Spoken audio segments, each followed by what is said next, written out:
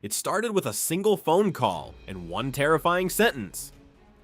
My 6-year-old son is inside a flying balloon in minutes. All of America was watching. A silver balloon drifted across the Colorado sky, and everyone believed a little boy was trapped inside. Police followed below. News helicopters followed above. The whole country watched live. No one knew if the boy was still alive. And then the balloon began to fall. Emergency crews rushed to the landing site. The balloon hit the ground. America held its breath. They opened it. But the boy was gone. No child, no sound, nothing. For a moment, it became something worse. Had he fallen? Search teams spread across miles. America watched in total disbelief. Then the search moved back home. And that's when everything changed. They heard a voice, a small voice, from the attic. The boy was alive. America exhaled. The nightmare was over, or so it seemed, because one sentence changed everything. We did this for the show. America froze. Did he really say that? The rescue became a question, and the question became a scandal. Was it a desperate mistake, or the biggest hoax in America? The country turned overnight. Sympathy became suspicion, and the story only got stranger, because now America wanted answers.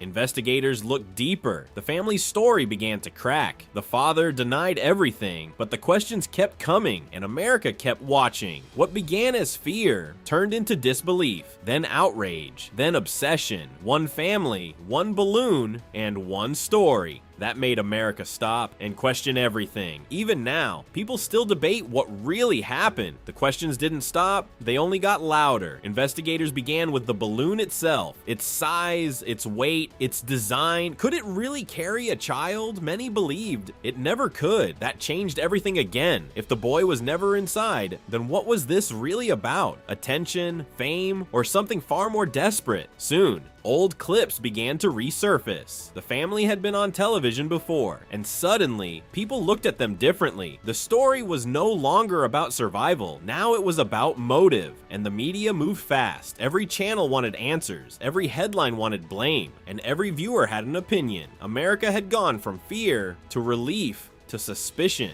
in less than a day. What began as a rescue had become national theater, and everyone was watching, not for answers anymore, but for someone to blame, and that changed the story forever. Then came the consequences. The father faced investigators. His words became careful. His silence became louder. The public had already decided. For many, the damage was done. The rescue was forgotten. The fear was forgotten. Only the scandal remained, and scandal spreads faster than truth. The boy grew quiet. The cameras did not, and the story kept moving. Long after the balloon was gone. That was the real cost. Years passed, but people never forgot the image. A silver balloon over Colorado, a nation staring upward, waiting for answers. And maybe that was the real story. Not the balloon, not the family, but how quickly fear becomes spectacle, how fast attention becomes obsession, and how one strange moment can stop an entire country. Even now, the question still remains: what really happened inside the balloon story?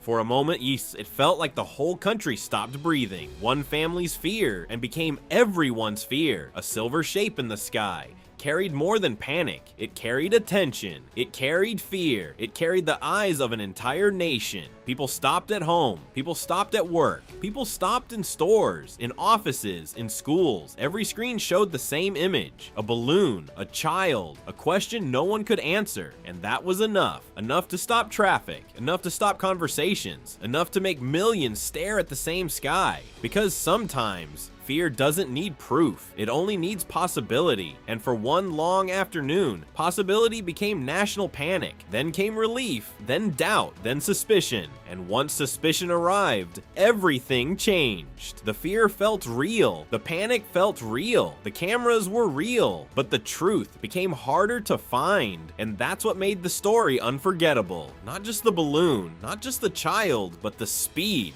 at which America believed. Years later, people still remember where they were, not because of what they saw, but because of what they felt. The fear, the silence, the waiting, a silver balloon in an open sky, a child everyone thought was gone, and a country holding its breath together. For a few hours, nothing else mattered. Not politics, not money, not noise. Just one question: is he still up there? And maybe that's why the story lasted, because it wasn't only about a balloon, it was about attention. How fast it moves, how easily it spreads, kids, how quickly fear becomes belief, and how one strange moment can become part of a nation's memory forever. The balloon disappeared, the cameras moved on, but the question never really did, and maybe it never will.